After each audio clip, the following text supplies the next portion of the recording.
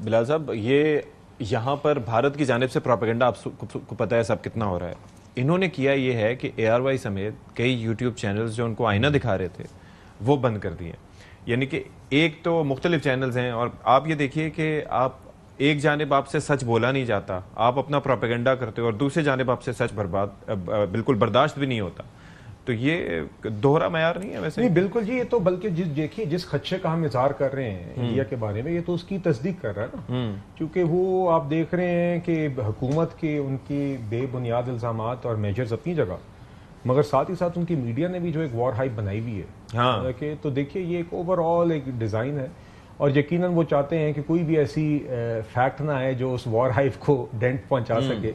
तो ये तो बिल्कुल नजर आ रहा है कि एक अपनी लोकल, जिस तरह मैंने आपसे कहा बिहार में इलेक्शंस भी होने वाले हैं, तो वो अपनी तरफ से जो एक अपनी लोकल सतह पर एक माहौल बनाना चाहते हैं कि पाकिस्तान पे इल्जाम लगा दो अपनी नाकामियां। लेकिन नरेंद्र मोदी जो प्रोजेक्शन अपनी चाह रहे थे, वो आपको लगता है कि वो प्रोजेक्शन मिल पाई है? क्योंकि अभी स्ट्राइक के या इस मिस एडवेंचर के काफी उनको फोर्स भी किया जा रहा है और काफी एक एक बड़ी डिफिकल्ट पोजीशन में Indian government because of their own actions. नहीं, मेरे ख्याल से लोकली तो देखिए अब वो उनकी सियासत है, मगर यकीनन मेरे ख्याल से उधर उनके पे भी वो भी रेजिस्टेंस आएगी। मगर बुनियादी तौर पे बैन अवी सतह पे आप देखें ना, तो आई थिंक इंडिया के लिए इतना सादा ये काम नहीं है जितना ये समझते हैं। आई थिंक ये बार बार पाकिस्तान पे बेबुनियाद इल्जामात लगाने की आदत जो है it's past it's sell by date, और ये इतना सादा काम नहीं रहा कि आप बार बार एक बेबुनियाद इल्जाम लगाएं।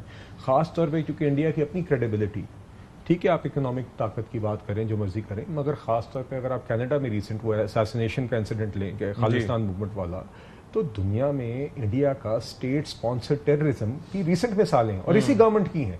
Not India only as a state but under this PM, ना सिर्फ ये कनाडा बल्कि अमेरिका में जो हुआ। तो देखिए इसलिए ये मेरे ख्याल से, और मैं फिर से जी आई थिंक हमारी हुकूमत ने, रियासत ने जिस मेच्योरिटी के साथ इसको डील किया और इंटरनेशनल कम्युनिटी को भी इंगेज किया, I think we have done all the right things so far. ना हम एक हाइपर ये इस जिंगोइज्म को या वॉर हाइप को उस तरीके से हम उस जुबान में के बजाय हम पॉइंट कि हम जो है वो ऐसा लगता है कि हम ओवरली एक्सप्लेन कर रहे हैं। नहीं बिल्कुल 2008 में मुंबई हमले हुए थे। नहीं सती साहब, नहीं देखिए मुंबई हमले जब हुए तो उस वक्त भी हमने कुछ ऐसा ही करने की कोशिश की। सती साहब हमने ये कहा है कि आप पानी रोकेंगे तो उसको जंग तस्वर किया जाएगा। ठीक है, आप इधर किसी किस्म का बेबुनियाद इल्जाम को बहाना बनाएंगे पाकिस्तान पर किसी किस्म के हमले का, तो आपको मुंह तोड़ जवाब मिलेगा। हम पीस के ख्वाहिशमंद हैं, मगर इसको हमारी कमजोरी ना समझा जाए। हम ये बातें कर रहे हैं और हम as of now do they have the capacity to stop our water practically? देखिए अगर नंबर वन तो अब इसके ऊपर देखिए this is a technical discussion, frankly कुछ हद तक मुमकिन होगा, मगर कुछ भी करेंगे, किसी भी किस्म की मुआहदे की अगर आप खिलाफ वर्जी करेंगे तो पाकिस्तान के पास लीगल रेमेडीज भी हैं, और हम कह चुके हैं कि हम उसको war of as an act of war तस्वर करेंगे।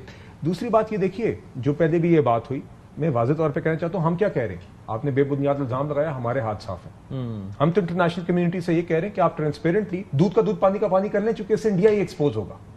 हम ये भी कह रहे हैं कि अगर आपने इस बेबुनियाद बात को बहाना बनाया, जवाब बनाया किसी हमले का, हम उसका मुंह तोड़ जवाब देंगे। हम हर सतह पर अपने आप को साफ और साबित भी कर रहे हैं, तगड़ा भी साबित कर रहे हैं अल्हम्दुलिल्लाह, और मेरे ख्याल से बड़े मेच्योर तरीके से इंटरनेशनल कम्युनिटी में अपना पैगाम भी पेश कर रहे हैं, अपनी आवाम के सामने भी। और देखिए लीगल, डिप्लोमेटिक, मिलिट्री और फ्रॉम अ नैरेटिव पर्सपेक्टिव हम हर लिहाज से मेरे ख्याल से we have dealt with this very responsibly, और इसी तरीके से आगे डील करना है।